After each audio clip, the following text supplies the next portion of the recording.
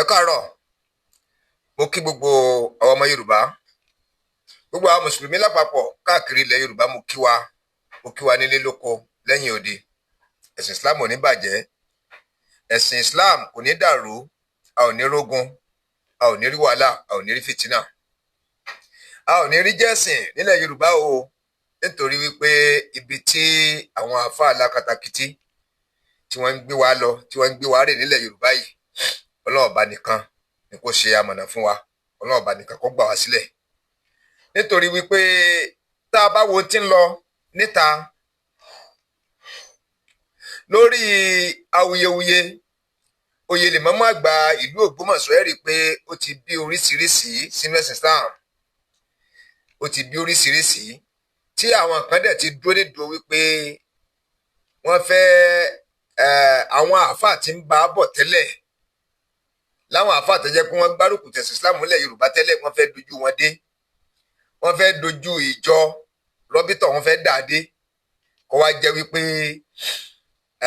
ẹgbẹ́ tuntun tí aláwọn ṣẹ̀ṣẹ̀ dá sílẹ̀ yẹn gangan ni kó wá gbòde, ní kó gba everywhere. Kí dẹ̀ nítumọ̀ rẹ̀? Wọ́n fẹ́ di ọ̀gá láyé ara wọn.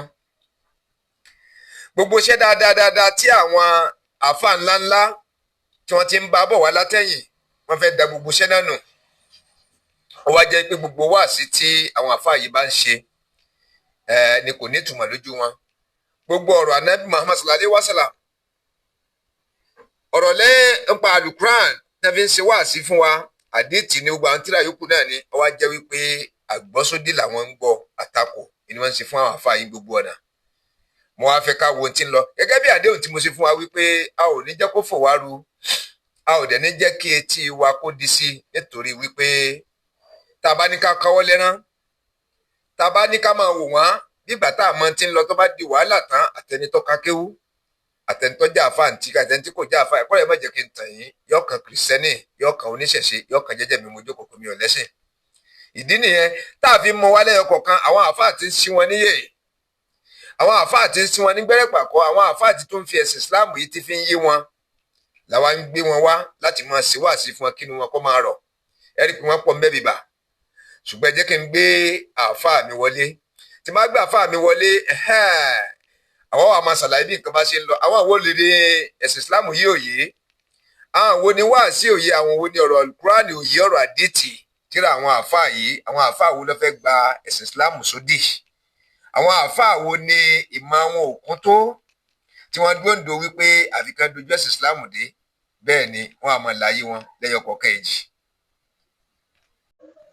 Alhamdulillahi rabbil alamin. Ẹ̀yin tí ẹ ti ń bá channel yìí bọ̀, tí ẹ sọ pé ẹfẹ́kẹ́ máa rí fọ́nrán wo gbogbo ìgbà tó bá ti ń jáde kó máa bọ́ sí lọ́wọ́ tẹ̀ kó subscribe. Ẹ jẹ́ ká subscribe ní orí rẹ̀ láti bẹ̀rẹ̀ kéjì. Bàbá wa tó jẹ́ gbà àkọ́kọ́ ní láti kú fúnra wa. Ẹ jẹ́ ká ń sàlẹ̀ fídíò wáyé wọ́n ta lọ́wọ́ káyọ̀ tẹ̀ kó subscribe sí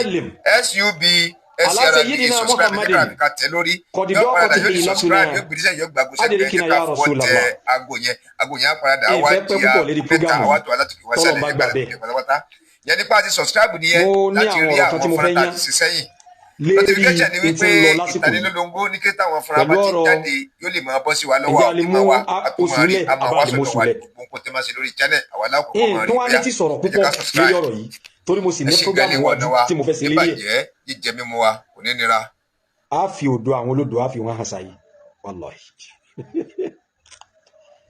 Èyí tó fẹ́ mú mi ṣe program wa lẹ́yìn, gbogbo ẹni tí ó bá rí àkọlé tí mo kọ sí program yìí, mo ní sí Alfa Kamil Al-Adabi. Ẹ rí pé ana samaitu ismahu bil itirab, mo fi àpọ́nlé mo fi pè é, kò sí tó fa o, torí pé mo rí pé é ti ń sọ̀kalẹ̀ díẹ̀díẹ̀, bó ti ẹ̀já sí wípé kì í tán lára ọmọ ọba kó má kù Dànsákì, díẹ̀díẹ̀ sì tún kù lára rẹ̀, ara rẹ̀ balẹ̀ tán. É ti ń pèpè fún tó lóun ń pèpè fún òun gẹ́gẹ́ fún rẹ̀ wúwà bí sáti kètí ìtọ̀ bá kọ̀kìnní yẹn. Prógámù tó ṣe lánàá wọ́n sẹ́ndì ẹ̀ sí mi nírọ̀lẹ́ yìí, mo rí prógámù náà, mo rí prógámù yẹn. Gbogbo ẹni ó bá wo prógámù tó bá lọ́gbọ́n tó sì lóye, ẹ rí ọ̀nà tí ń gba pìrìsẹ́ntì prógámù àti ọ̀nà tí ń gbà ta síbi tí ò yẹ kó ta sí. kéèyàn ṣàlàyé mímọ́ kò sí láì fi bẹ́ẹ̀ bitariqin sahal bitariqin la ya'tamilu al-lawma oh yani o very very simple kéèyàn ṣàlàyé mímọ́ dédé téèyàn bá gbọ́yé nínú mọ̀ kéèyàn ṣàlàyé rẹ̀ kò sáburú ńbẹ̀ kò sí nǹkan tí ń fàjà láàrin wa tẹ́lẹ̀ tó tayọ ìkọlù ayéun èyí tàjọ mà tó dá wa lójú ni wípé ọmọ ìyá kan náà ni wá ọmọ bàbá kan náà ni wá ẹ̀gbọ́n àtàbúrò ni wá bóun bá ń jábúrò tèmi ń jẹ́gbọ́n torí lọrin kan náà ni wá kò sírùjà tá a lè jà á parí ẹ̀ yóò tán náà ni á parí ẹ̀ yóò tán náà ni in ló fà tó fi já sí pé insha Allahul Karim ana la ugallidu kalami il-yawm la ugallidu kalami alayhi in ní gàládọ̀rọ̀ mi sí bó ti ẹ̀ já sí pé àwọn nǹkan kọ̀ọ̀kan tó dàrú mọ́ lọ́wọ́ nù kéwú mo fẹ́ fi yé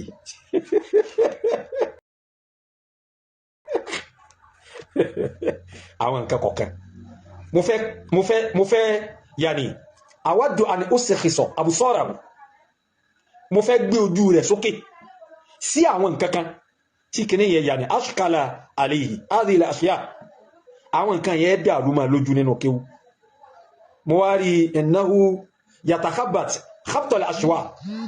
fi tafsirihi lil-Qur'an torí tí kìí bá ṣe wípé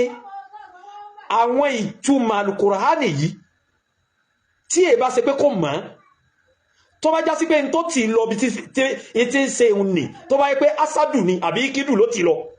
hadha huwa sulimu wa hadha tadyi'u al-amana wa rasulu sallallahu alayhi wa sallam qala isaduyyi'at al-amana fantasiru sa'a wallahi mo fọlọ́n mo fi búra kí wọ́n dàrú máa fa Kamilu lọ́wọ́ gan wallahi tàlá kí wọ́n dàrú máa lọ́wọ́ gan ìtí ma wá yà mí lẹ́nu lọ́rọ̀ rẹ̀ ní wípé yóò wá jókòó yóò máa sọ̀rọ̀ pẹ̀lú confidence alálìkùá gbogbo tí sì sọ yẹn ò correct because monitor wọn kọ́dìrà kọ́dà ìlà ìlàlà àfá Kamilu má wọ́n náà odò tí ó gbé ọlọ́wọ́ wallahi laysa laka masban fi dhalika al-bahr hatta fi sahili dhalika al-bahr la tastati'u an tasbah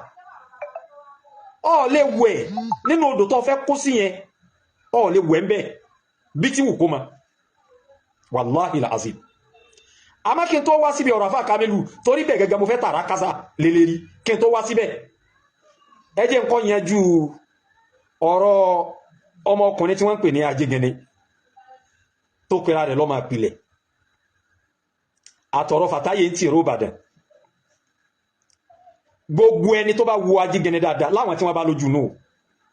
ẹ mọ̀ pé laysa fihi nur kò sí tí wọ́n ń pè ní ìmọ́lẹ̀ Ọlọ́run lára tí ń pera rẹ̀ lọ́mọ àpilẹ̀ ìpìlẹ̀ tíbo ọmọ ìpìlẹ̀ tíbo gbogbo ẹni tó bá ṣe dìrásà nàfsíà nípa Ajégẹnẹ o ẹ mọ̀ yí pé mùnáfìkì ayé àti tàlìkìyàmọ̀ ni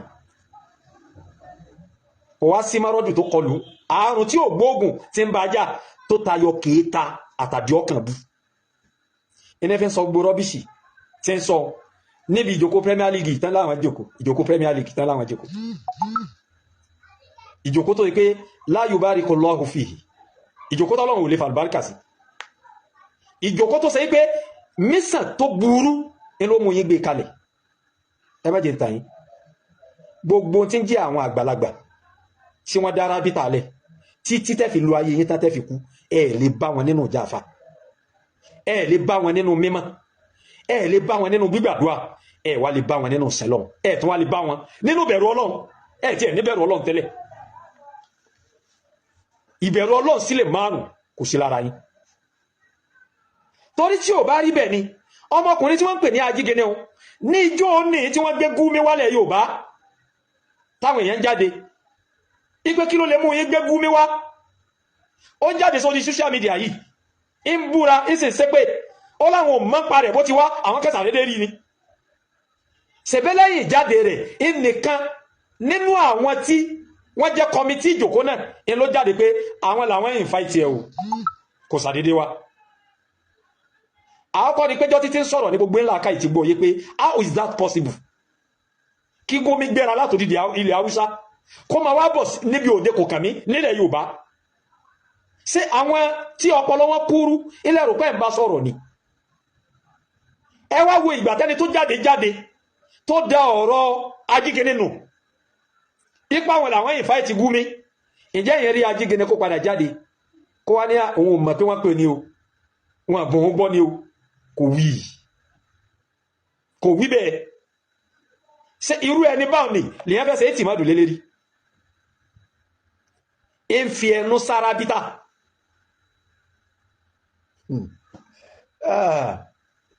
ya subhanallah ń fi ẹnu ń fi sára bítà ń fi ẹnu ń fi da iṣẹ́ àwọn àgbàlagbà nù Ọlọ́run ti máa níyàn tí wọ́n fi gbé rábítà kalẹ̀ àníyàn tí wọ́n fi tẹ̀lé sultan lẹ́nu rẹ̀ lọ́hùn èmi wá ń sọ fún Ajígẹni lálẹ́ yìí ń sọ fún la yẹ́bùkọ́ láwù athar Ajígẹni ò lè lérí pa insha Allah al-karim àfi tó bá jásí pé gbogbo tí ń jáwọn àgbàlagbà tí wọ́n dára bítà yẹn lẹ̀ látòkè délẹ̀ tọ́lọ́wọ̀n bá gbáṣẹ́ wọn lókù ọ sínú ẹni tí ó bá wọn lérí pa láyé eléyìí ò ní ṣókí nínú ayé àti ẹ̀ Fatahi ọmọ bàbá ọ̀lẹ́ntẹ̀ láàfà sọ pé ọ̀nà lọ wí bẹ́ẹ̀ ọ ní bàbá tiẹ̀ ní máa jáná sí tẹ̀ láwọn fákàkiri kíní kan kìí ṣe wà sí torí kìí fẹ́ dú oyè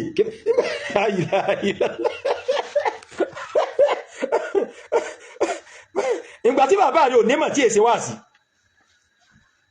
ìwọ tó ṣe pọ̀ lẹ́ntẹ̀ láàfà bàbá rẹ̀ ìwọ náà wá dé lónìí ọ̀npẹ̀rẹ̀ rẹ̀ nìkan ìwọ náà wo kọ́ídà usuliyya wo bọ́ sí ń dá pọ̀ tó ń dá àrùmára wọn al-aslu fil ibada at-tawakkuf lọ́dọ̀ rẹ̀ Fatahi lọ́dọ̀ rẹ̀ ó sì lọ sásíà ní ó sì ń pariwo wípé ṣẹ̀ríà lọ sí ní ásíà rí tọ́ lọ al-aslu fil ibada at-tawakkuf ṣé bí wọ́n ti kọ́ lásíà rí nù ṣé bí ásíà rí ṣe kọ́ nù àkọ́kọ́ ni wípé kọ́ídà yìí kọ́ídà yìí ọ̀mọ́ tún wá gbọ́ kọ́ídà yìí ọ̀gbọ́ yé in tí wọ́n wá ń lo kọ́ídà yìí fún kò yí ọ ìwọ́n náà sì ń pẹ̀lá rẹ̀ láàfà abájọ ọ́nìpọ̀ sọ́nà ọ̀rọ̀ rẹ̀ ọlọ́sẹsẹ̀ wo 40 lọ́ọ̀kan ni ìwọ ọmọ 30 tó ipé 30 ní ọ́ because ọ̀rẹ́sẹ̀ wo 40 bóyá bí 40 bóyá bí 35 36 37 ní ọ́ tọ́ọ̀tí ìwọ 40 tọ́ọ̀tí ìwọ 40 ọ wá ń bú àwọn àgbàlagbà tí wọ́n ti lé 60 ọ ń yọ ẹnu sí àwọn àgbàlagbà tí wọ́n ti wọ 70 lọ ọ̀lẹ́ láti bọ̀tán ojú tẹ́mi máa fi ń wọ́ bí ìgbà tó ipọ́ ọlọ́jọ́ lérí díẹ̀ ni bí ìgbà tó ipé ọtí ẹ̀ súnmọ́ abúyá àlégbà ju àbúrò ẹ̀yọ̀ kan àbí méjì lọ ojú tẹ́mi máa fi ń wọ́ nù àṣẹ ọmọ tó já sí pé bí èèyàn bá kánjú súnmọ́bìn èyàn ó bí rú ẹ tó rọ ẹsẹ̀ wọ 40 lọ ni wallahi summa billahi allazi la ilaha illa huwa mo fi Ọlọ́run tẹ́yẹ fi sẹ̀rí ọ̀rọ̀ mo fi búra tí n bá kánjú súnmọ́bìn ibi dédé rẹ̀ tí n bá kánjú súnmọ́bìn ma bí dédé èyí kéwú mójútó ọ̀tún wá tí wò yí ọ bẹ̀rẹ̀ sí ní bàtàrà rẹ jẹ́ látara àtakò sí àwọn àgbàlagbà la barakallahu fika ní tí ẹ̀nà ti mọ́nà wá rí ọmọ lásán èkejì ajá lọ́rọ̀ púpọ̀ tí mo fẹ́ sọ lérí ọ̀rọ̀ tí ẹ̀ tẹ́lẹ̀ nítorí pé ẹjọ́ tí mo ti gbọ́ wípé eléri ibú awó ara rẹ̀ tó bá dá ìjọ lẹ̀ gbogbo àwọn ìyàwó ọmọ ìjọ rẹ̀ ní máa bá sùn ìgbà ń lọ́rọ̀ rẹ̀ ti jọ mí lójúmọ́ wọ́n náà pè síta gbangba báyìí láàrin àwọn èèyàn tí kálukú bẹ̀rẹ̀ sí ní láìfẹ́ tán bẹ̀rẹ̀ sí so kọrọ sí ó báyàwó lágbájá sùn ó báyàwó lágbájá sùn ó báyàwó lágbájá sùn kò wá sí tí máa sáré láyé kóhun jẹ́lérí náà ni ẹni máa sáré ìmọ̀ tí tó ń sáré àti jẹ́lérí rábítà báyìí wọ́n sì ń bú ẹnìkan pé wọ́n jẹ́lérí sẹ́rù iṣẹ́ tí bàbá ń tọ̀hún sí ni bàbá ti ń ṣe ẹnu ẹnìkan tí àyà kan ń pa mí fún aná àkáfù alẹ́ yìí àkìbà kó má ba iṣẹ́ táwọn bàbá tó bí ṣe kó má bàjẹ́ ó ní Uzairu wallahi alazim iṣẹ́ táwọn bàbá tó bí kó má ba iṣẹ́ náà jẹ́ ó ní Uzairu tí ò bá ṣọ́ra tó bá tẹ̀lé lẹ́gò fọ ọmọ lásán yóò bá sí àwọn bàbá rẹ̀ jẹ́ dédé bó ti mọ́ táwọn bàbá tó bí fílẹ̀ fóun àtàwọn yòókù rẹ̀ ní òun ò ní rí nǹkan kan fílẹ̀ fáwọn tí ó bí torí ibi tẹ́ ń fi rí sọ ibi tẹ́ ti lè pa àwọn yẹn ní tẹ́ ní sẹ́kùmá so bí ti yẹn náà ti mọ́ ni náà ọmọ ìyá mi Sheikh Kamil Abdulkarim Al-Adabi wallahi kéwù rẹ̀ kù díẹ̀ o mo fọlọ́ mo fi bọ́ra kéwù rẹ̀ kù díẹ̀ àbí kí n sọ fún ọ pé kéwù rẹ̀ kù púpọ̀ àwọn kọ́ ni pé ọ̀nà tó máa gbà sọ̀rọ̀ bí kéwù àwọn alákẹ́dé sọ̀rọ̀ wọ́n yí sọ̀rọ̀ bẹ́ẹ̀ al-uslubu al-ihtiyati at-ta'mimi àwọn alákẹ́dé sọ̀rọ̀ bẹ́ẹ̀ kọ́ ọmọ kọ̀tá ọ̀rọ̀ pàún kọ́ ọmọ kọ̀tá ọ̀rọ̀ lẹ́ẹ̀kan náà pé tí ẹ ló lọ ọ̀wọ́ ọ̀nà tó ń gbà já àṣẹ́kù kọ̀dìdọ́wí tó ń gbà já bọ́ onílò tó àfáàyín ni ẹni mímọ́ sí ni lakinnahu fi hadhihi al-mas'ala janaba as-sawab ya subhanallah wallahi tallahi thumma billahi la ilaha illa huwa ash-shaykh al-Qaradawi kana ala as-sawab fi tilka al-mas'ala ẹ̀yin ní tẹ́ ń sọ òye and again nǹkankan irun nínú ọ̀rọ̀ rẹ̀ mo fẹ́ kọ́ lọ lè kíyèsí bá ti wà yìí kò sí ẹ̀ ń tọ̀hún bá ti ń jà fún Sheikh Adam wallahi tallahi thumma billahi la ilaha illa huwa bá ṣe jàjà Sheikh Kamali sọ́rí kí wallahi mo bú fún bí a ṣe ń jàjà wípé lè tapo sáàlà Sheikh Adam wallahi bẹ́ẹ̀ la jàjà wípé lè tapo sí àlà Maulana Sheikh Kamaluddin Al-Adabi rahimahullahu ta'ala wallahi tallahi àmọ́ nǹkan kan bẹ tí ń rùn nínú ọ̀rọ̀ rẹ̀ táyé sì gbọ́yí oyé ayé nǹkan ẹyọ kan tí máa ta ọ́lá òun ni tó bá ti já sí pé alájà àgbà wọn tàbí kàlá àbí kó já sí pé orí ọ̀rọ̀ tí wọ́n ń sọ yìí nírí wípé ọ̀rọ̀ yìí ti àárádọ̀ maqalahu al-allama Sheikh Kamaluddin Al-Adabi ridwanullahi alayhi etí máa ta ọ́lá nù ádámà yu'allimuka da'iman àmá mistake kan bẹ̀tẹ̀ sí sẹ́rí tàà bá ń sọ̀rọ̀ lérí al-Isabul Falaki tí Maulana Sheikh Kamaluddin Al-Adabi ridwanullahi alayhi táwọn ò sọ̀rọ̀ lérí rẹ̀ kò túmọ̀ pàǹtakò wọn mo ti sọ̀rọ̀ yẹn náà níjọ́ ní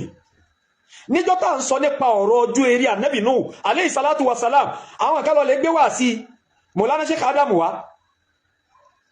mo ní ò túmọ̀ wípé mùdírù tako Sheikh Adam wallahi wọ́n tako Sheikh Adam wọ́n sì tako Kùránì lẹ́nu ìgbà tọ́rọ̀ oṣù ṣẹlẹ̀ yìí náà tí wọ́n ti gbé wá sí Maulana Sheikh Kamaluddin Al-Adabi wá mo ti ṣe prógámù lérí ẹ̀ mo ní wallahi mo fọlọ́ mo fi búra èyí tà ń sọ nínú ọ̀rọ̀ yìí kò tako wọ́n ìtí bẹ́ẹ̀ ni wípé ìmọ̀ ń tẹ̀ síwájú ìmọ̀ al-ilmu yataqaddam wa yatatawwar wa nahnu nataqaddam wa natatawwar bitatawwur wa bitaqaddum al-ilm fadhalika min barakatihim nínú àlùbáríkà wọn ni nínú àlùbáríkà wọn ni kò jẹ́ àtakò fún wọn bí tí wù kó mọ́ ara yẹn ló ta ọ́ ìtara ń lọ gbé sára irú ẹ̀ ní bẹ́ẹ̀ wípé àbí wọ́n ń ṣe àtakò fún Maulana Sheikh Kamaluddin ń lọ gbé jáde tọ́ fi ń kọwọ́ bọ inú odò tẹ́sẹ̀ rí ò tó lẹ́mẹ́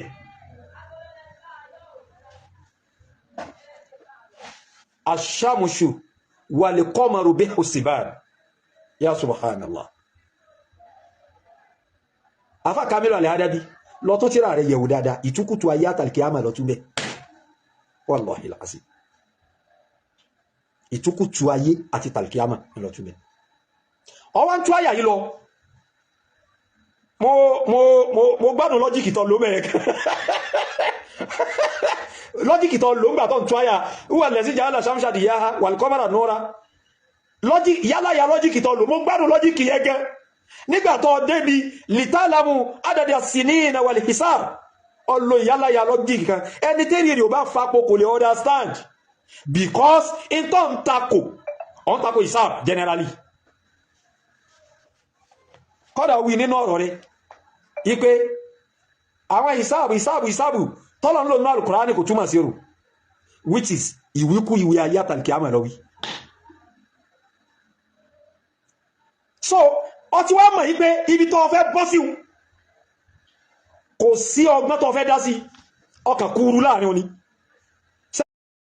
èrò ní máa kúrú bá ẹ̀ẹ́kàn wà tí bí ó wà ní bí ìgbà tó lọ ọfẹ́ wàláì tàláì bí àfáwà Kamilu al-Adabi bó ti kúrú bẹ̀ ọ̀nà náà wájé jára lákàí rẹ̀ kọ́ lè máa yí pé hadhihi al-aya allati ataita biha hujjatun alayka wa hujjatun lana lérí ìsáàbù tó ń takò májẹ̀ntọ́ ẹ̀ padà sí prógámù lérí al-ìsáàbù al-falaki wallahi ẹ̀ sí ojú àwọn ìyàbá yìí al-ìsáàbù al-falaki ǹjẹ́ ìbẹ̀ nínú oríṣẹ́ tí a lè fi wo tá lè fi ṣe ìsìbátù bidayati Ramadan àbí òsì torí wọ́n kàǹkà mẹ́ta ọ̀sì káńsù ẹ̀yọ̀ kan fákìdìrú ọ̀n tú jákújákú àgbákẹ́rì fàkìdìrú ọ̀n tú jákújákú kéré kan kọ̀dára kọ́dára yẹ́kìdìrú kọ́dára yẹ́kìdìrú ìwíkúwí lọ wí o la tugirki nafsaka fi bari laysa laka fi sahilihi masbahu má kíra rẹ̀ bóòdù tó já sí pé etí odò gan ipá rẹ̀ ò káwọ̀ àti wẹ̀ má kíra rẹ̀ bọ̀nú ẹ̀ náà a'udhu billahi minash shaitonir rajim bismillahir rahmanir rahim ọlọ́ni huwa allazi èmi ọlọ́run ọba lọ́ba tó ṣe pé ja'ala shamusa diya'an mo ṣe oòrùn ní dìyàwó o ìmọ́lẹ̀ tí ma tàn mọ́lẹ̀ tó tán ní ẹ̀ta lára èmi ọlọ́run mo sọ̀rọ̀ bẹ́ẹ̀ wal qamara nuran èmi ọlọ́run ọba mo ṣe òṣùpá ní nóòrù kó ma jẹ́ ìmọ́lẹ̀ tí ó ma tàn mọ́lẹ̀ fáyé tí wọ́n ma fi rí náà rìn wa qaddarahu manasila sọ́ọ̀mọ̀ pé manasila nígbàtọ́ tu ọtọ́ takò pé manasila tó ń sọ kéèsà àwọn àyè tẹ́wàá rò pẹ̀lú àwọn àyè tí ń bẹ láyé ni wallahi àyè ni wallahi qaddarahu manasila àyè ni àkọ́kọ́ ni pé kọ́kọ́lọ́ lè wá mánà àtẹ̀kìdír torí gbogbo ẹ̀yẹn ọkàn tún lánàá ọ̀n tún ní èbùbù kọ́ èbùsù tí wọ́n máa gbè ní tọ́bá ní qaddara shay'a ó nítumọ̀ qaddara shay'a bi shay'in ó nítumọ̀ qaddara shay'an li shay'in ó nítumọ̀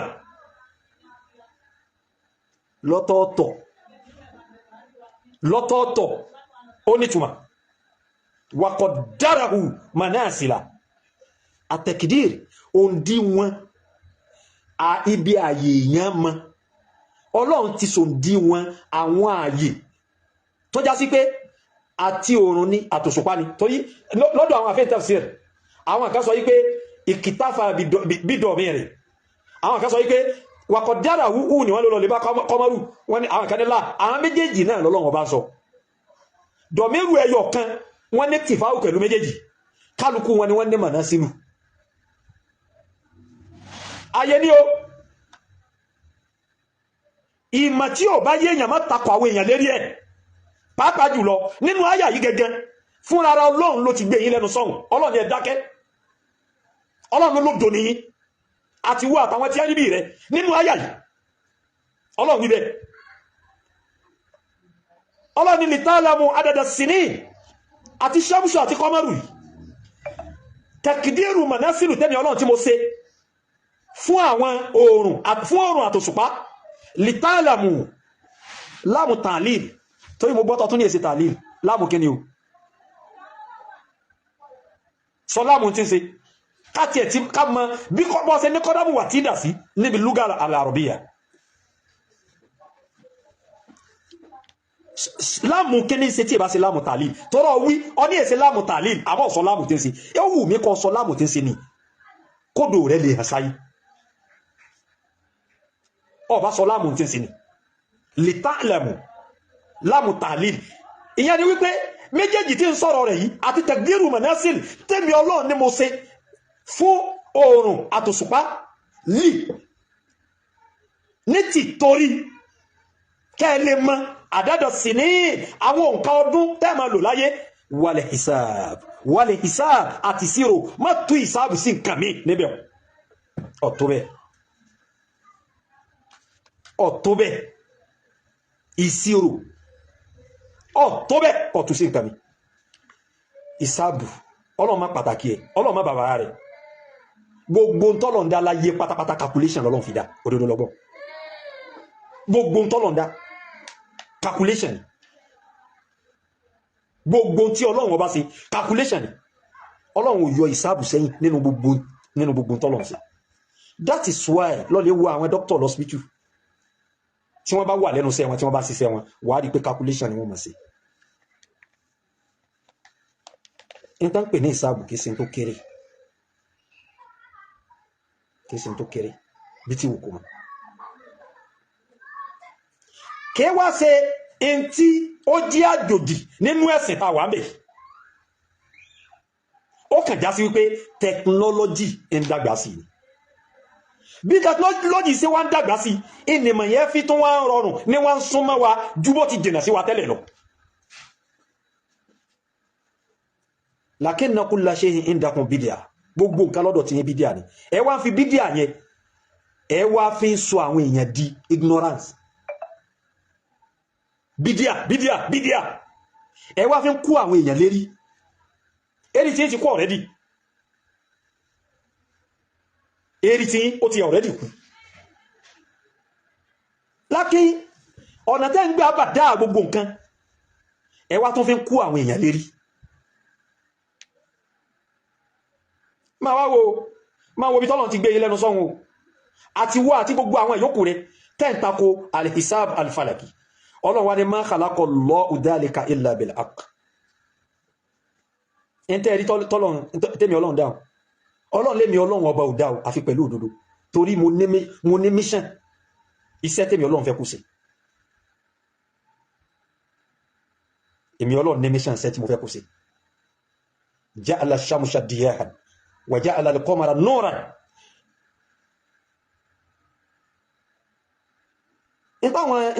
àwọn ìbàlágà tí wọ́n pè ní díkírù nù Ọlọ́run ni mo ní mission mo ní iṣẹ́ tí mo fẹ́ kó sí ma khalaqa Allahu dhalika illa bil haqq in tó rí tẹ́mi Ọlọ́run tí mo dáhùn hadha huwa uslubul qasr lọ́dọ̀ àyíní bàlágà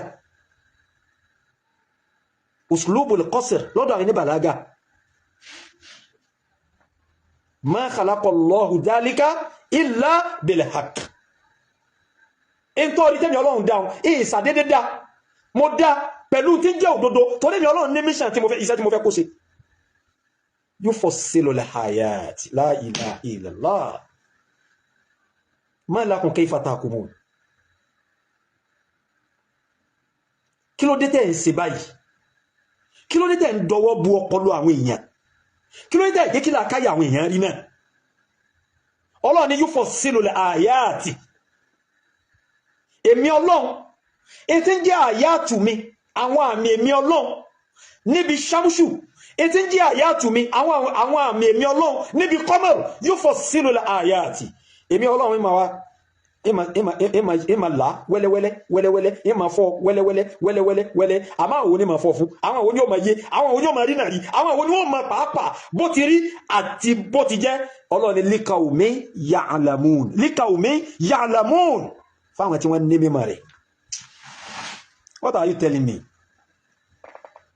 Liqawmin ya'lamun. Tó bá já sí pé ọba mọ uslubu siyaq fi tafsir al-Qur'an. Kí ni gbólóhùn ya'lamun kí ló wá débi àyà yìí? Ó ti bẹ̀ wọ́n mọ̀ wípé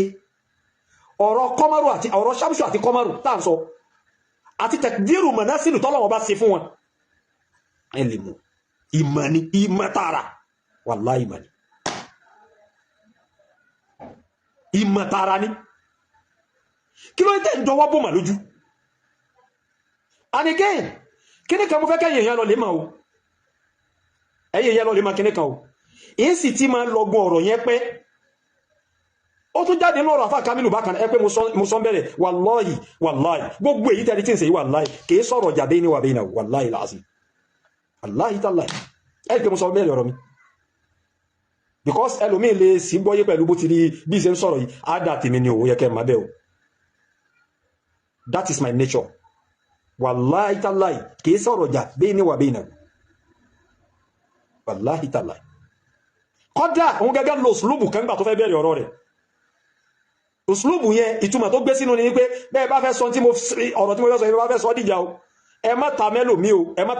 o èmi ni ẹ fèsì o olóhùn ń sọ ní on behalf ara àwọn ni òun ò sọ on behalf lè kéwò kankan ò sì sọ on behalf àfa kankan ṣé ẹ mọ̀ túmẹ̀ ká tó wá wípé wallahi kò sí dá. But àtẹ̀sífíhù wàtẹ̀jìhìl tí ń ṣe fún Maulana mufti al-akbar ní biladi Yorùbá ìní ń dá padà sọ́dọ̀ rẹ̀ ipé tẹ̀sífíhù tí ń ṣe òní òun ló ní tẹ̀jìhìlù tí ń ṣe òní òun ló ní because it ń try láti fẹsẹ̀ rẹ̀ múlẹ̀ kí ní yẹn o ẹsẹ̀ rẹ̀ ò tó lẹ̀ ìmọ̀yàn ò yé ó dàrú ma lọ́wọ́ hádà má àkùlùhù ẹ wo àyà wàṣámṣù wal-qamaru bí usman ó ní mufti ilẹ̀ Yorùbá adamallahu ayatahu wa afiyatahu ó nígbà tí wọ́n tú síbánu yẹn wọ́n tú níṣòro ó ní kálà bí ti wí náà ó ní tukutu wọ́n tú wallahi dahima yudhikuni halu ó ní yajriyani ni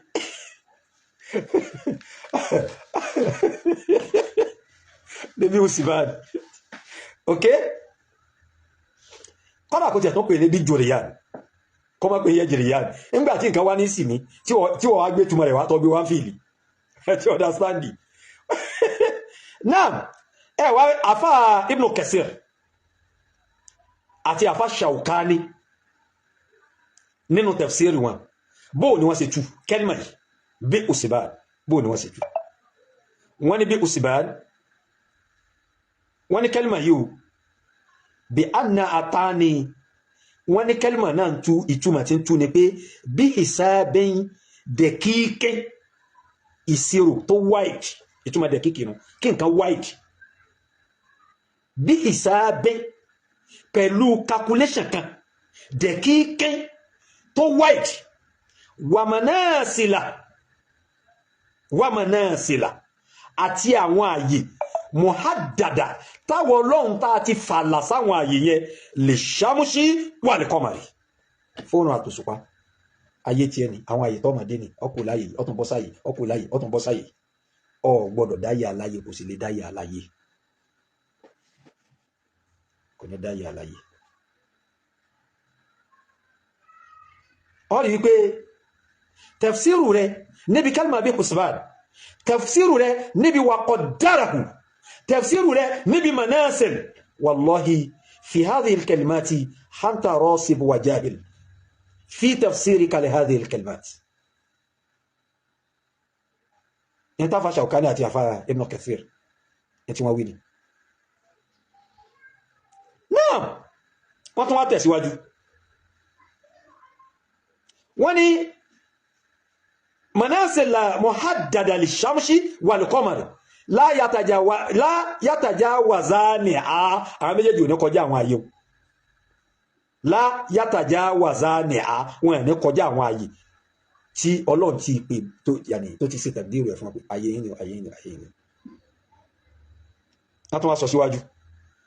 wọ́n ní izabu saman ذكر ابن الدريد أفاوى ابن الدريد أني أن المكسودة أني تقبل ليرو نبي كلمة بأسبانه أني هو أن الشمس والقمر أني أتيون أتسوكا وسيلة أكسوني وجه لإساب الدهر لا تفسير إبا والزمن أتسوكو السنين أودون الهشهر أوسو الهجام أوجو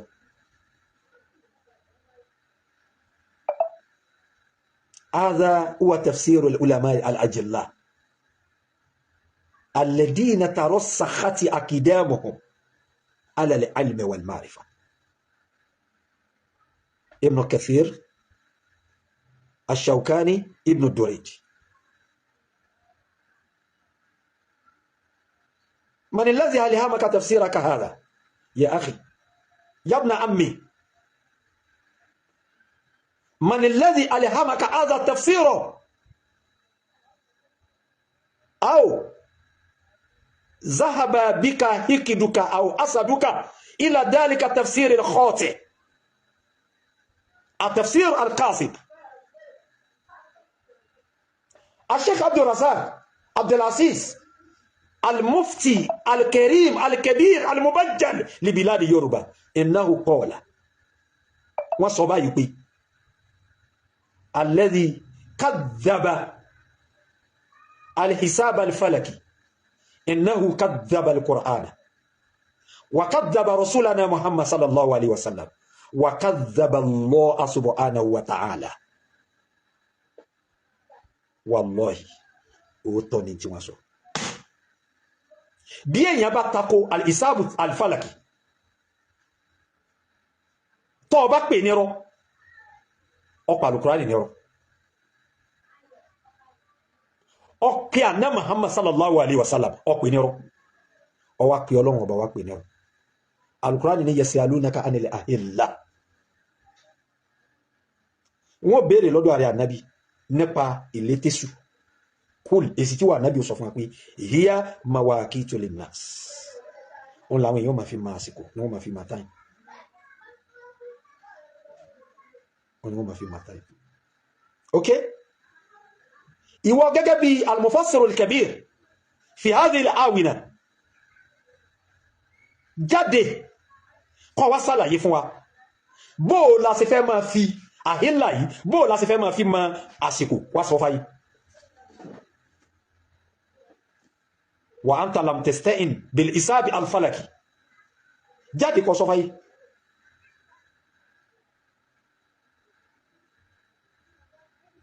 يا سبحان الله نعم wọ́n tún wá tẹ̀síwájú nínú tafsiri yìí bákan náà wọ́n ní ad-dawran ad-daqiq ad-dawran ad-daqiq wasafa Mujahid afa Mujahid wa Sa'id ibn Jubair àti Sa'id ibn Jubair wasafa al-haraka wọ́n ṣàlàyé movement yẹn bí annaha ka harakati ar-ruha gẹ́gẹ́ bí movement ọlọ kéèyàn máa lu ọlọ báyìí how dawaranu fi mudarati muntasima wa muqaddara dawaran yíyípo fi madarat láwọn àyè tí wọ́n ti máa yípo muntasima àyè tó létò ní wa muqaddara tọ́lọ́ sì ti ṣe takdiru ẹ̀ wa qaddarahu manasila wa qaddarahu manasila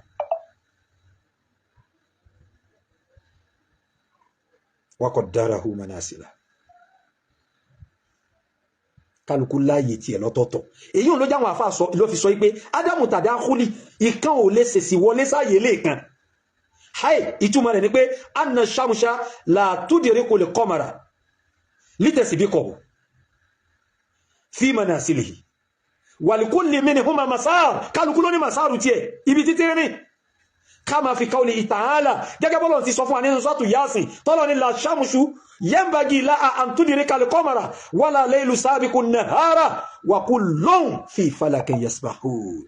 kullun fi falakin yasbahun kullun fi falakin yasbahun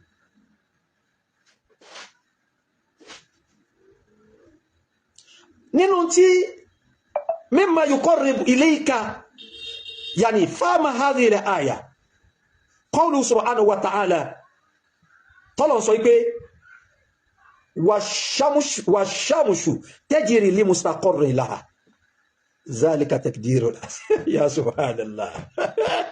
اي الله كلتين سابو سي ميما كلو دي ما gbọ́n tí àfáwà Abdullahi ibn Abbas àti àfáwà Abdullahi ibn Mas'ud Abdullahi ibn Abbas àti Abdullahi ibn Mas'ud Abdullahi ibn Mas'ud sọ mọ̀ pé ó mọ̀ Kùránì yìí gan bẹ́ẹ̀ náà Abdullahi ibn Abbas ni Abdullahi ibn Abbas Kùránì dá lójú dépò wípé ó sọ ńjọ́ kan ní ó ní láò sẹ̀mínà annabil haridi rọ́jùlá tá a bá gbọ́ wípé ìsìn bẹ̀lẹ̀ rí lẹ́lẹ̀ yìí èèyàn kan alamul Qur'an minna tẹ́ntọ̀ wá mọ̀ Kùránì jù wá lọ lànà sí àbúlé yà dọ́dẹ́ tọ́ nǹkan tẹ̀lé gbọ́n tí bẹ lọ́dọ̀ tí ẹ̀nà ní Abdullahi ibn Mas'ud ridwanullahi alayhi èèyàn kúkúrú ni kúkúrú gan èèyàn kúkúrú ni ní Abdullahi ibn Mas'ud yìí òun ni Abu Jali gbá ní etí torí Abashi ni nínú àwọn tí wọ́n kìí sọmọ Lárúbáwá tí wọ́n sọmọ Mákà tí wọ́n gba ìsìláàmù lọ́dọ̀ Ànábì ní Abdullahi ibn Mas'ud ó wá jẹ́ ẹnìkan tó sọ pé tí n bá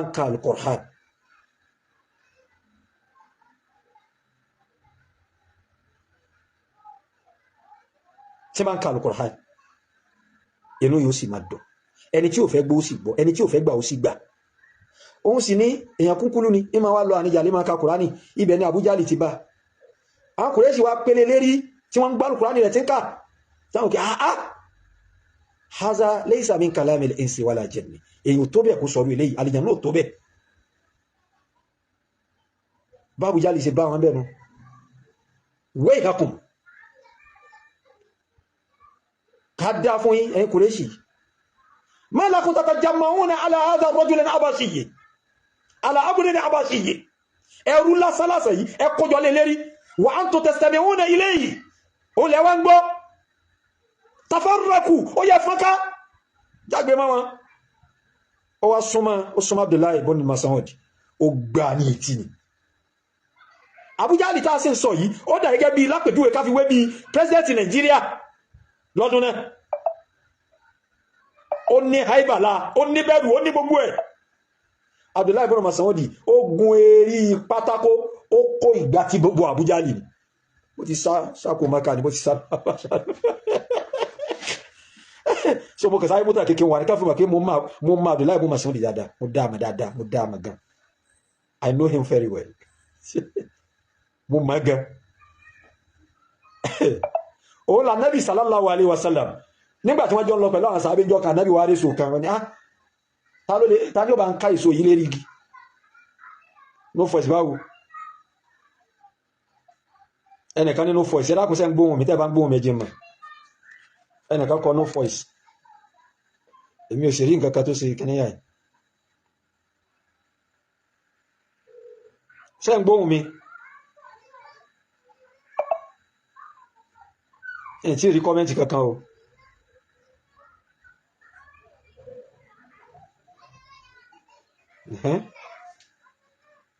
ẹ̀sìn oúnjẹ aláwọn ń gbọ́ mi ẹni tí ò gbọ́ ohùn mi kó lọ lè chẹ́kì fóònù ẹ̀dá Ànábì ó ní ta ló lè bá mi gungi tí ó bá ń késo yìí àwọn sàbí kọ̀ọ̀kan wọn ń sá sẹ́yìn so wọn ò lè gungi bí Abdullahi ibn Mas'ud ṣe ta mọ́ nù òun sì ní kúkúrú yìí ẹ ti mọ kéèyàn kúkúrú máa gungi ó ta mọ́ báyìí dé àwọn sàbí òkú bu ẹ̀rìn ni Ànábì wa sọ fún ẹ pé má sàyùdì kíkùkùn kí ni pa yín lẹ́rìn wọn èsì parọ́ wọn ò jọ àwọn ajígini tí wọ́n ń pẹ̀lú àwọn ọlọ́mọ ìpìlẹ̀ àwọn ìparọ́ tí wọ́n bá ṣe nǹkan wọ́n láwọn ṣe ni so ti yé masa yudihikukum kí ní pàyín lẹ́rìn wọ́n wá fà nẹ́bì lésì wípé innama yudihikuna qasiru saqayhi ẹsẹ̀ rẹ̀ méjèèjì kúkùkù ní pa wá lẹ́rìn Ànábì wá sọ fún ẹ pé wa huwa athqalu minkum inda Allahi mizanan ẹsẹ̀ tẹ́ ló ṣe kúkùkù òṣùwọ̀n rẹ̀ wúwo lọ́dọ̀ Ọlọ́run ju tiyín lọ ara gbogbo àṣàbí wọn balẹ̀ kálukú wọn kó mara wọn fararu wọn fìfẹ́ hàn gẹ́gẹ́ bí ẹ̀dá tó dáa tí ń bẹ fáwọn tí wọn kì í bínú ara wọn. So Abdullahi ibn Mas'ud yìí àti Abdullahi ibn Abbas tá nẹ́bí sàdúà fún Allahumma allimhu ta'wila wa faqihu fi din tá nẹ́bí tọrọ àdúrà bẹ́ẹ̀ fún àwọn tó wá sọ wípé kọ́ ọ lè mọ̀ wípé wa qaddarahu manasila tálùkùrá ni wí wàá gbọ́ yé bí àyà yìí wàṣàmùsù tẹ́jìrì lé mustaqarr àwọn tó wá gbẹ ìgbà wá kẹrà rẹ̀ wá bá mi so tiye lé mustaqarr àwọn wá gbé wá ní lá mustaqarr wàtá ni annaha lá qarara laha tó yẹ lá mustaqarr kẹrà mẹ́nu kẹrà àtọ̀ ní ukhra so li mustaqarr ni owó yóò jẹ́ oyọ́ pé mustaqarr kọ̀ráàrù ni àwọn àyè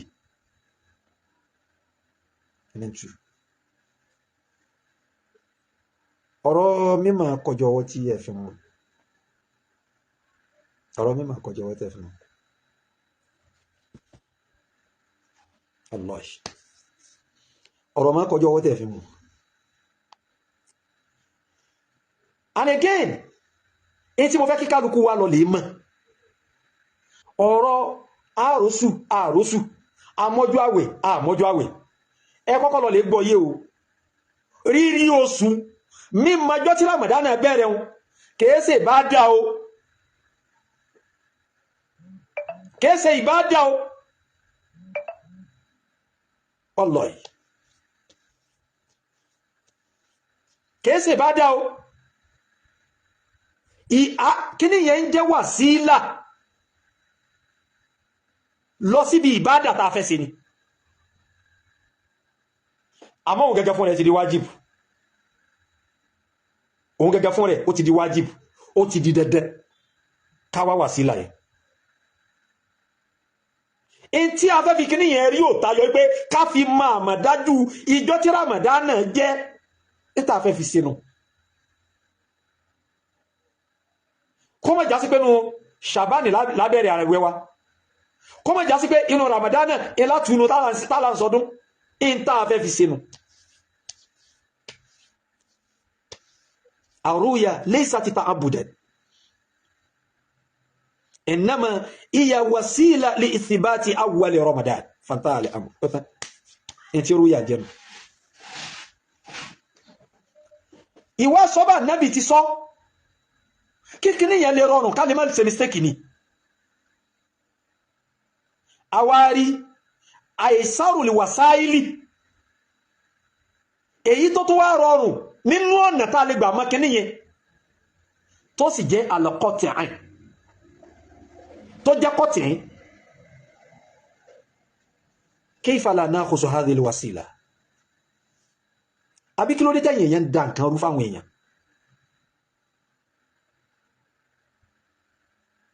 kí ló dé tẹ́ ń dá nǹkan rú fáwọn èèyàn kí ló dé tẹ́ ń dá nǹkan rú ṣé rúyàtù ìlàlì gẹ́gẹ́ ní ìbádà tafẹ́ sí àrúyà basọ̀ríyà báyìí sún gẹ́gẹ́ ní ìbádà tafẹ́ sí ẹ sọ fáyé káyé gbọ́ òun kọ́ ìbádà tafẹ́ sí èyí tí ń jẹ́sìn wa tafẹ́ sí ó ní Ramadan síyàmù Ramadan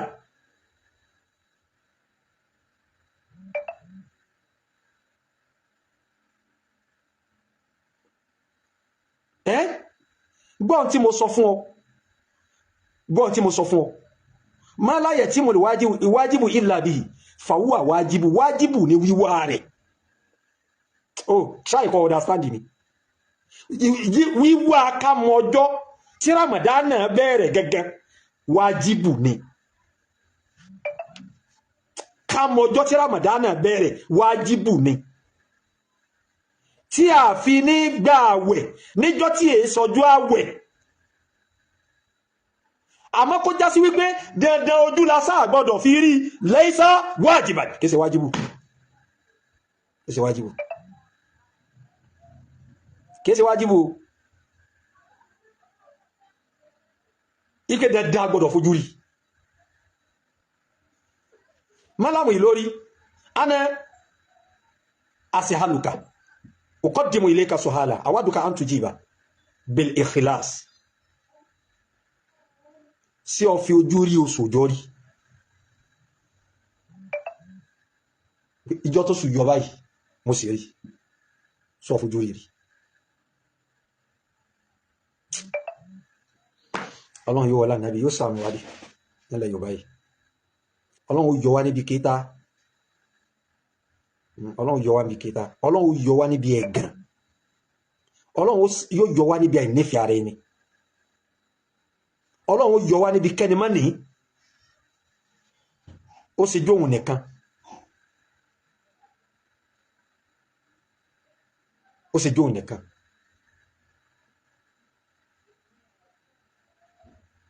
Ó sì jó òun nìkan.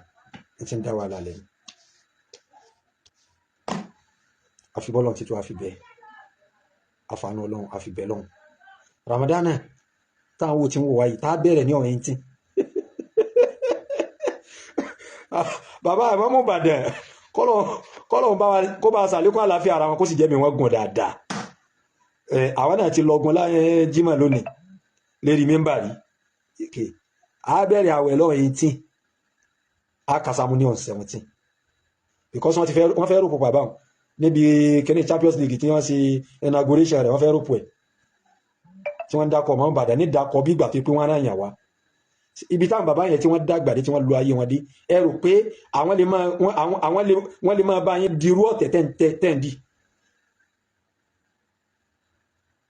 Àwọn bàbá tó yẹ pé ojú wọn dá tó yẹ pé látara ojú wọn tó dá kí mọ̀ pé yìí wọn dá àwọn bá yín dirú ọ̀tẹ̀ láwọn tó fẹ́ láti bọ̀tán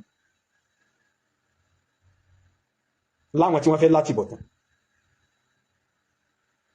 So wọ́n ti kéde ní bàbá Ìmáàmù Ìbàdàn fún gbogbo tí ń jẹ́ jàmá gbogbo mùsùlùmí Ìbàdàn. Fatai ọba àmọ́ tẹ̀lé wọn sọ́wọ́n pé bàbá tiẹ̀ náà tẹ́lẹ̀ ọ̀lẹ́ntẹ̀lá àfáà ní bàbá rẹ̀ ọmọ ìjáná sí fáwọn èèyàn kí ni a sì mọ̀ bóyá ń jáná sí dìsìn àbálá nídìí wọn nú àwẹ̀ o ti understand tó bá wọ́n jáná sí dìsìn o àkàwà mọ́rú ohun tán lò ní tàbá mọ́ màkà sí lò wọ́n sì máa gbowó insha Allah owó yẹn wọ́n máa dájọ́ ni wọ́n máa dájọ́ so tó bá di pé a bá parí tafsir a kò fún wọn bọ́ọ̀k so ti so ìwọ bá àmọ́tẹ̀lé bẹ́ẹ̀ Ìmáàmù Ìbàdàn mélòó ni irú rẹ̀ ti ń bẹ ní Ìbàdàn gbogbo ọ̀yà ní pẹ̀rẹ̀ lódú bàtà iná sọ pé bóun ti wà yí mùdírù lòun náà subhanallah bí wọ́n ti wà yí mùdírù lòun náà ọmọ uslubu tankir ni uslubu tankir anta bi nafsika tunakkir nafsak oh ya subhanallah kí wò yí ọmọ pé fún rẹ̀ lọ nà kára ara rẹ̀ bẹ́ẹ̀mi náà ti wà yí mùdírù lèmi náà tẹ̀níwínú tẹ̀nkírí nù lápẹ̀júwé nìsìn tán bá sọ pé ana mararitul yawmi bisibawayhin mararitul yawm bisibawayhin mo ní lónìí pẹ̀lú síbàwéyì kan tẹ̀níwínú tẹ̀nkírù ni wọ́n pèlé yìí pẹ̀lú síbàwéyì kan ọ̀tí understand àwọn èèyàn ó sẹ̀ máa béèrè pé síbàwéyì o a ní alágbájá báyìí ni wọ́n rí pé bí wọ́n náà ti sọ èmi náà ti wà mùdírù lèmi náà تنوين التنكير وأنا أقول لك اليوم بأنك لا تزال نكرة حتى تموت nákírà náà lọ́ọ́ máa wá jẹ́ tó ikú nákírà àti wọ́ àti gbogbo àwọn ìyókù yẹn pátápátá ọ̀rẹ́ bùn tí mo fẹ́ fún yín yìí òun ni wípé Allahumma iqta ajala amali a'da'ina wa shattit lahum samlahum wa farriq jam'ahum wa qlib tadbirahum wa baddil awalahum wa nakkis a'marahum wa salzal aqdamahum wa ghayyir afkarahum hatta la tajidu lahum baqiya wala hawla wala quwwata illa billahi al-aliyyil azim.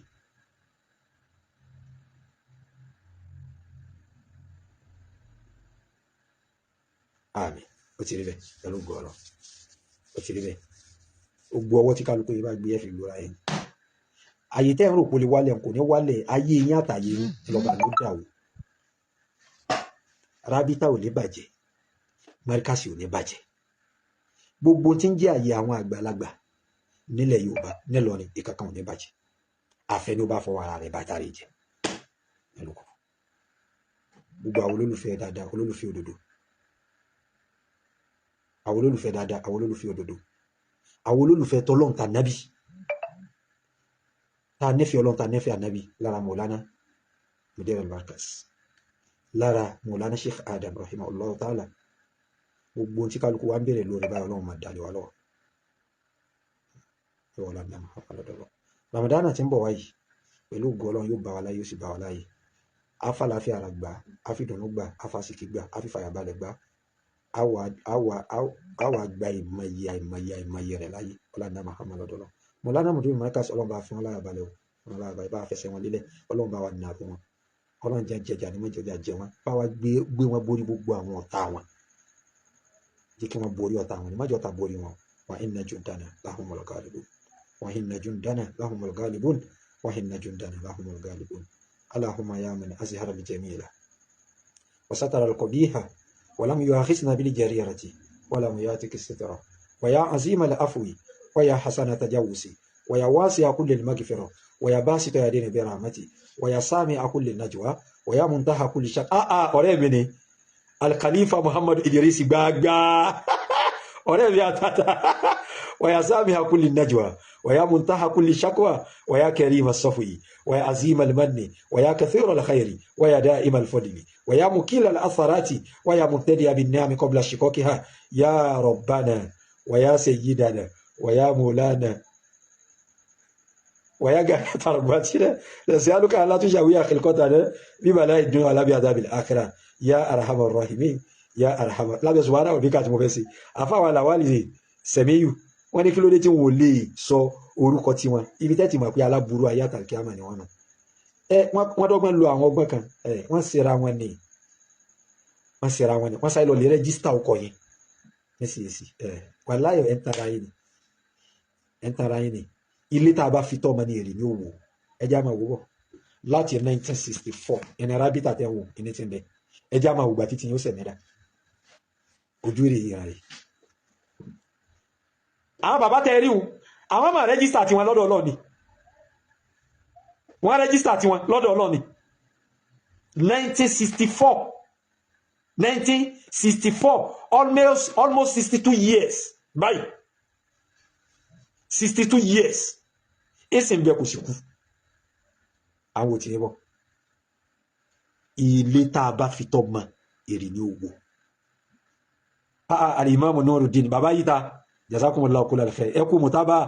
Ọlọ́run bá nífẹ̀ẹ́ yín o ọlọ́dún Muhammad lọ́dọ̀ Ọlọ́run ìní ó lè máa dákọ̀ èrò pọ̀ ẹ bá ń ṣe programu yìí dáadáa ẹ bá ń ṣe àrẹ dáadáa ẹ dákun torí tọ́lọ́run àfáà Muhammad Abubakar ẹ̀sìn gẹ̀ jazakumullahu kullal khair àwọn olólùfẹ́ dáadáa nù Ọlọ́run bá gbé tì í àfáà wa Abdul Bashir Ajibola Abdul Gani ẹ̀sìn gẹ̀ Ọlọ́run bá gbé tì wá àfáà wa Ọláríwájú Muritada Al-Anwari Allahu akbar Al-Anwari ayakumullahu sheikhana ẹ̀sìn Ọlọ́run bá dúró tì yín pẹ̀lú gbọ́lọ́dọ̀lọ́ àgbáríkọ̀lá náà Muhammad lọ́dọ̀lọ́ afáwà Yusuf Taye adúpẹ́ fún yín o family house Maulana Sheikh Adam gbogbo program wa àjọ máa ń ṣe ni Ọlọ́run bá dúró tì yín afáwà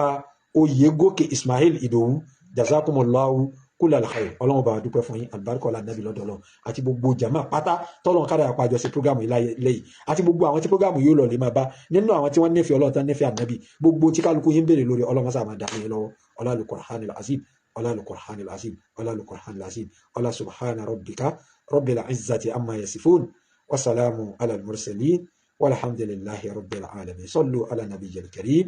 sallallahu alayhi wa sallam. Ẹ dákun kó má sẹ́ni tí ò ní bá ń ṣe prógámù yìí ẹ dákun torí tọ́lọ́ ẹ dákun kó má sẹ́ni tí ò ní bá ń ṣe rẹ̀ nígbà tí wọn ò fi ọ̀tẹ̀ dálẹ̀ Allahu Akbar ìgbà táwọn bàbá yẹn fọ ọ̀tẹ̀ dálẹ̀ ẹ wọ ọdún yẹn 62 years ago tí wọn fọ ọ̀tẹ̀ dálẹ̀ ló ṣe pé kò sì lè wó láéláé ṣùgbọ́n tí wọn eléyìí kò lè pẹ́ rárá kò lè pẹ́ rárá o kò lè pẹ́ rárá ilé tàbá fi tọ́mọ̀ kò lè pẹ́ rárá. Wassalamu alaikum wa rahmatullahi wa barakatuhu.